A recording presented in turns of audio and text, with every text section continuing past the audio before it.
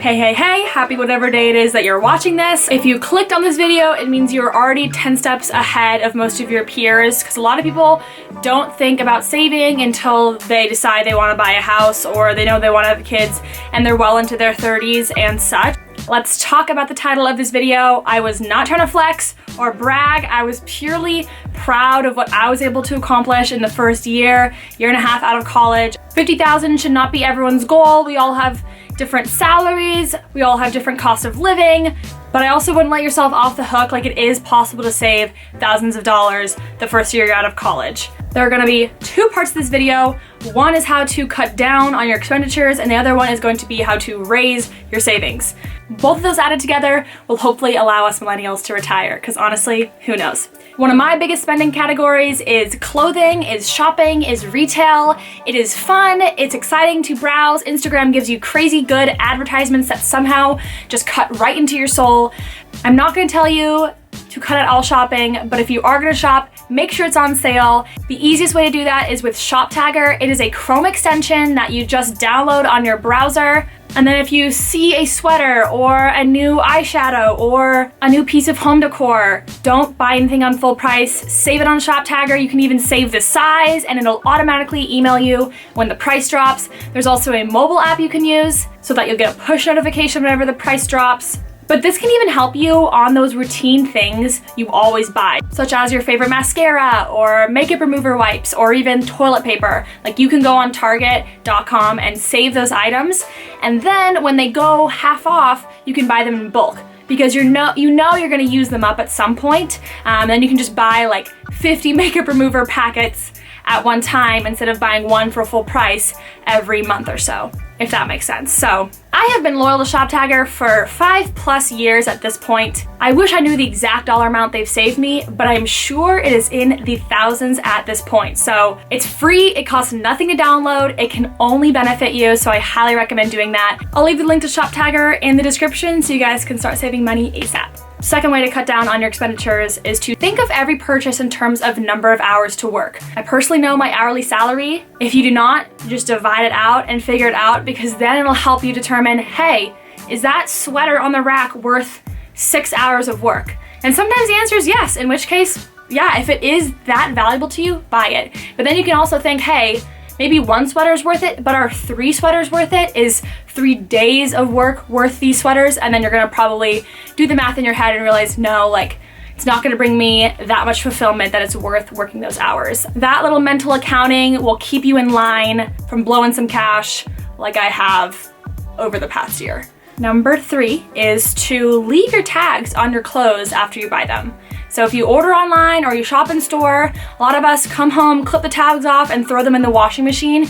I personally stopped doing that. So now I come home, I'll hang the things up, and then I'll wait till the day that I actually want to wear it. And when I put that back on, sometimes in the lighting of your own room, when you don't have that like shopping high in the changing room, when you're in your own like environment, you can kind of see to the light of day, hey, I actually don't think that's cute on me, or maybe it was flattering with what I was wearing that day, but like it's just not versatile enough. And you can actually look at your closet and say, wait, I literally already have 3 yellow sweaters, I don't need another one. And hopefully you can do that within 30 days or 60 days and you can return those items. I've returned probably 1/10 of the things I've bought, just because I'm like, hey, I actually never got around to wearing that in like the month that I had it. And if I'm not gonna wear it in the first 30 days, if it's not that exciting of an item that I'm reaching for it, you know, the first chance I get to wear it, probably not a wise purchase unless it was like $3. I'm even a pretty decisive person when I'm shopping, but still, you can change your mind later on. I'm looking at some things right now that I've cut the tags off that I wish I hadn't, because I would have returned it.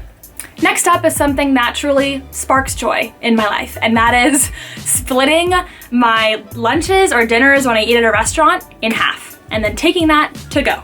So usually, at least in America, our portion sizes are out of control. They are.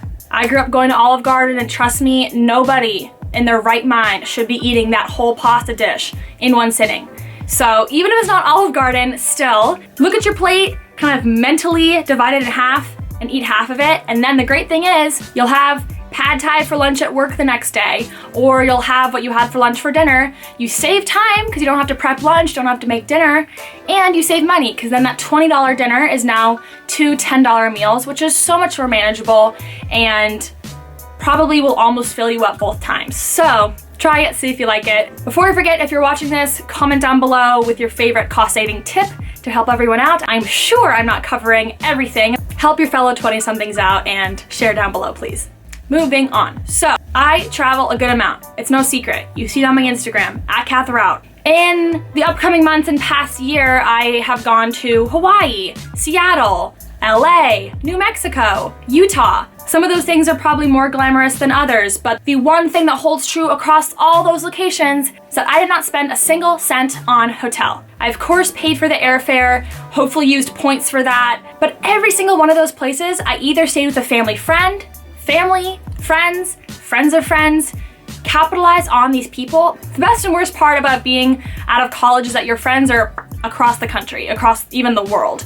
You probably miss them, hopefully you miss them, and I'm sure they'd love to host you. Sleep on their floor if you have to, sleep on their couch. I have no qualms about doing that, and it saves you half of the trip cost, because if you're already paying for a $400 flight, if you stay there for 3 days, your hotel is probably gonna be in the neighborhood of $400 to $500. So that's an easy way to cut your travel expenses in half, and you have a built-in travel companion that lives there and can show you the best spots. So it's a win-win-win situation. Last tip before I get into the saving and growing your money part of this video is to really look at your living expenses, your rent expenses.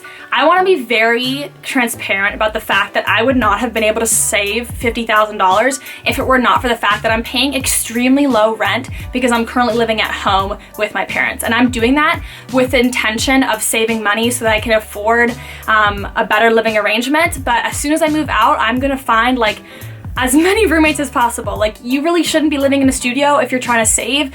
At least a 2-3 bedroom. A lot of people even live in a house with 4 or 5 roommates. For most of us, our housing expenses are the biggest loss of money, so really think about that for your next lease, for your current lease, what sacrifices you're willing to make to cut down on those expenses so that later in life you can have a much nicer house, much nicer apartment that fits you perfectly. Congrats if you're still watching and with me. That means that you have made it to the saving part of the video, the part where I'm gonna tell you how to grow your money, how to build it. First thing I'm gonna say for this is almost a psychological tip, and that is to vocalize your spending goals. So if you say that you want to save $10,000 in the next year, like, honestly tell your friends. I told all my friends that for the month of February, I was going on a spending freeze, and specifically retail spending.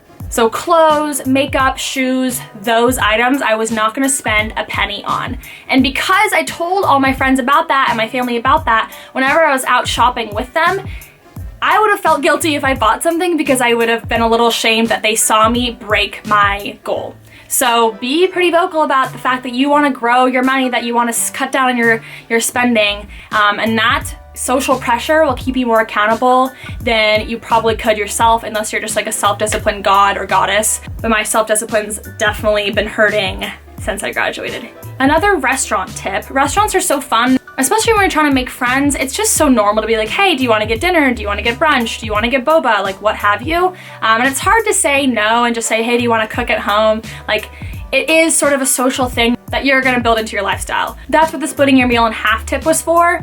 But if you are able to avoid going to dinner and instead having dinner at home with friends or inviting people over, every time you go a day without eating out or even buying coffee, transfer $20 into your savings, because that's what your meal probably would have been for that day.